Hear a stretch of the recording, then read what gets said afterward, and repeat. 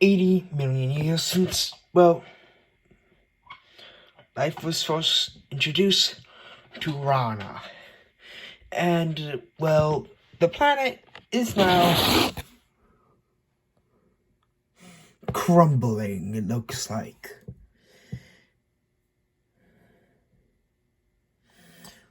With arrows that are made to indicate the continental movement.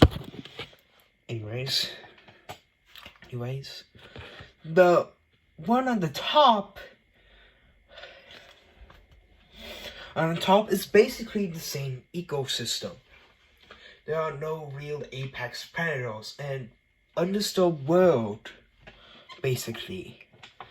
However, though, we then go to the circle one and the more circular one. This, however, is where we got a bit of a problem in evolution. You see, feathers are something to talk about.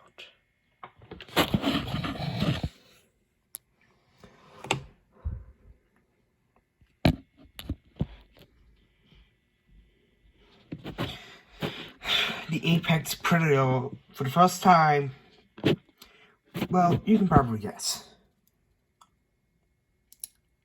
It's more mammalian. Eating meat.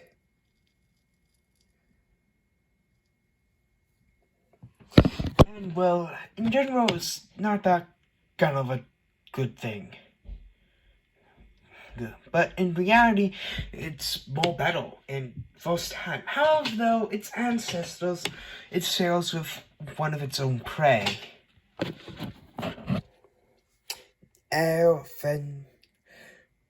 Fantails.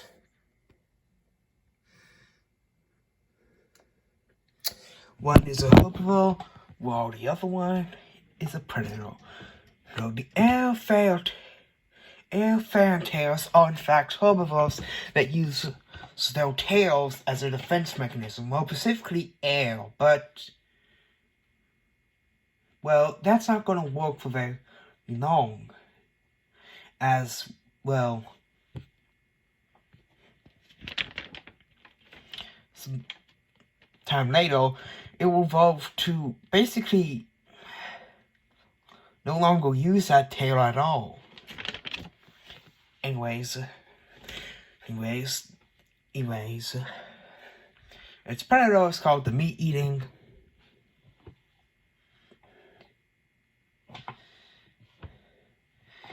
it's a beaver.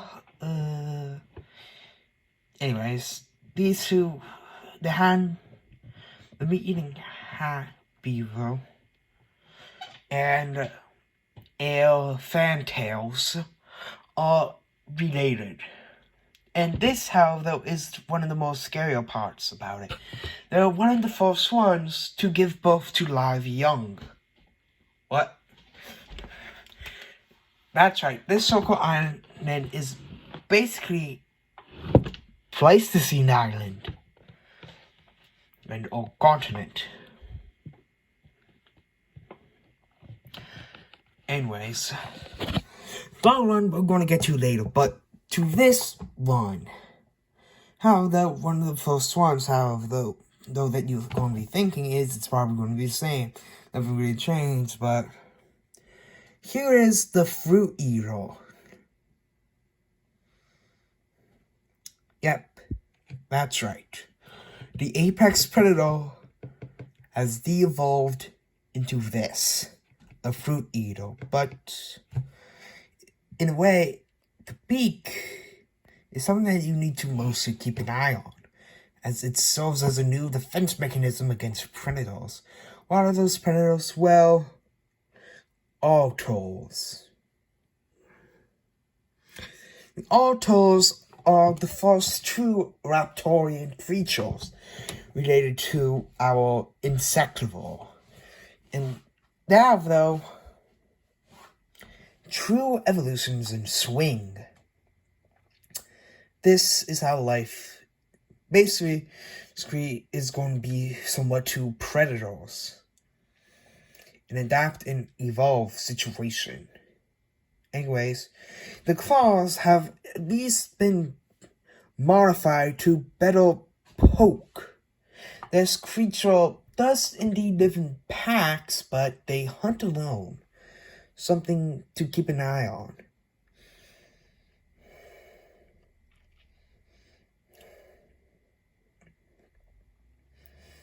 Very close. And, well, they're basically the apex predators. As you can see from the map here, one of the continents is slowly but surely moving towards its continent, making this creature becoming the apex predator. Anyways, the creature pokes its prey for two different ways of hunting thing it has. First one is normal hunting tactics, using its claws to poke its prey, to, in a way, make it weaker. Or make it bleed to death, which is one of those weird, wide evolution kind of things. You got what you got. Anyways, now to the bottom one. You need to cherish the bottom one, because most of the creatures are not gonna make it. Sure, some of them will, but not all of them. As from the diagram, the circle which we're going to call Pleistocene Island is heading right. This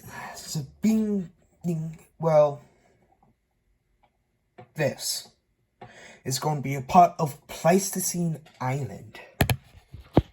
The bottom one is going to be fusing with Pleistocene Island.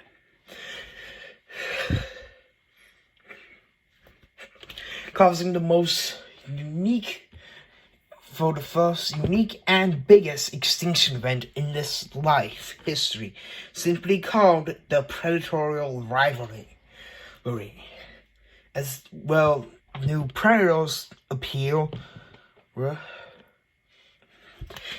Only one can be at the top of the food chain. So far, what we're going to be called mammal mimics has evolved better hearing and smell. And still has the good eyesight that their ancestors had.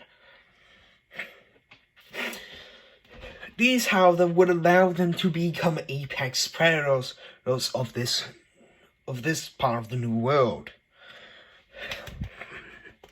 causing many creatures to go extinct or fight. Well, most of them go extinct.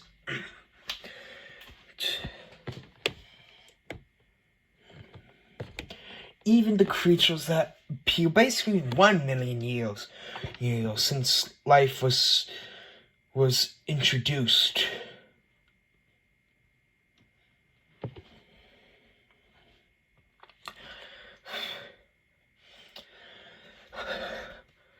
Would go extinct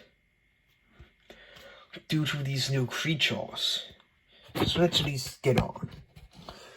We first have the lizard mimic as our, predator that's actually in the middle.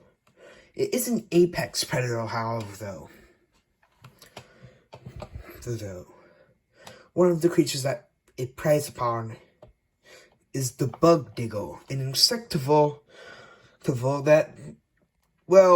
that basically digs out its prey. It no longer scavenges and prefers to actively dig mounds, such of which contain termites.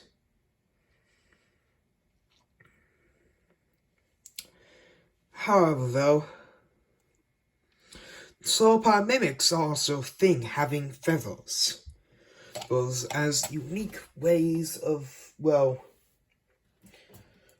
descriptions, since have decided to blow this word out.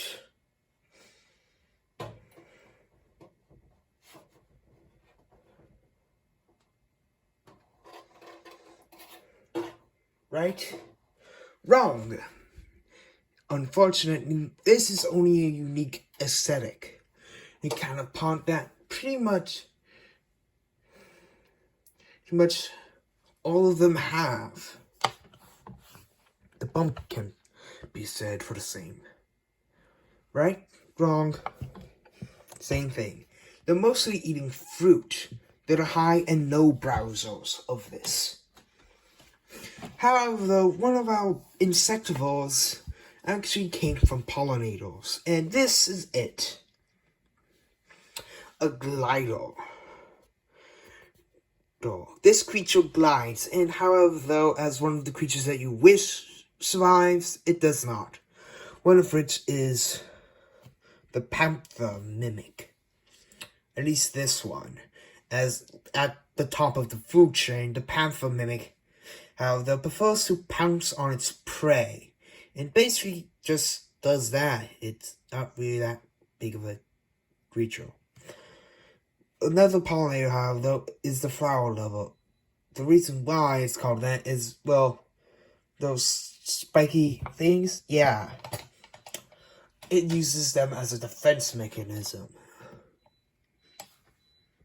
However, though, I'm going to reveal to you who's the survivor.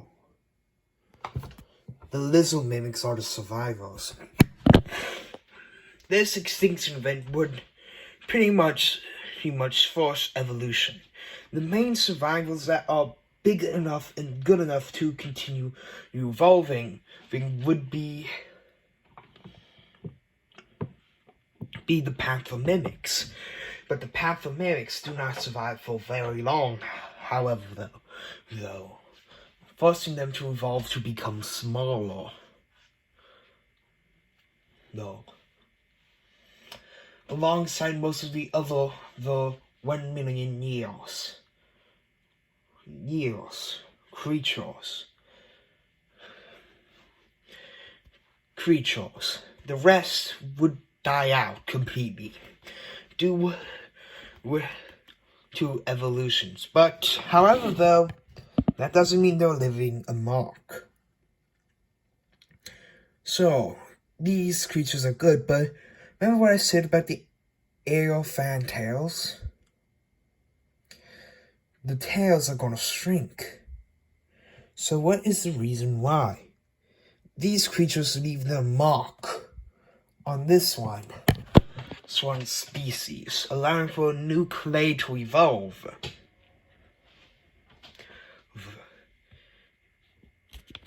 And what's next is 2 million years. In case you're wondering about the climate, with 1 million years and 8 million years after life has appeared,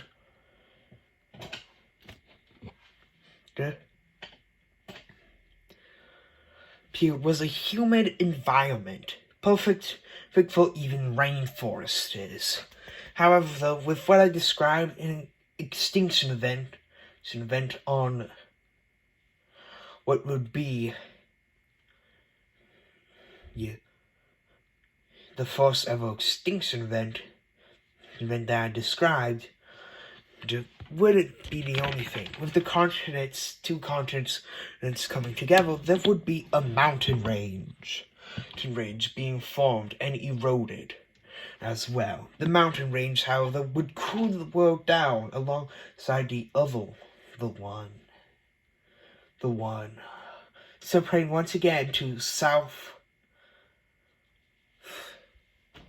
and north, top and bottom continents, which will once again collide in the most epic snowy era. So, this is evolution, basically, happening.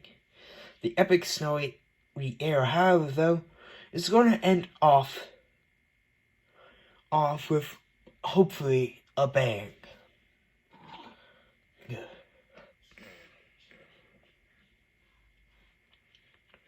Something like sound out the world of birds It's Armageddon extinction event. However, now the tiny underdogs will be the one to survive. However, the true Armageddon is not yet upon us.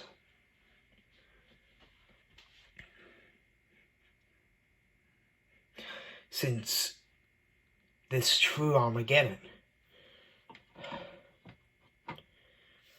and would be the one to allow for more different species to arise on there at the top. Though,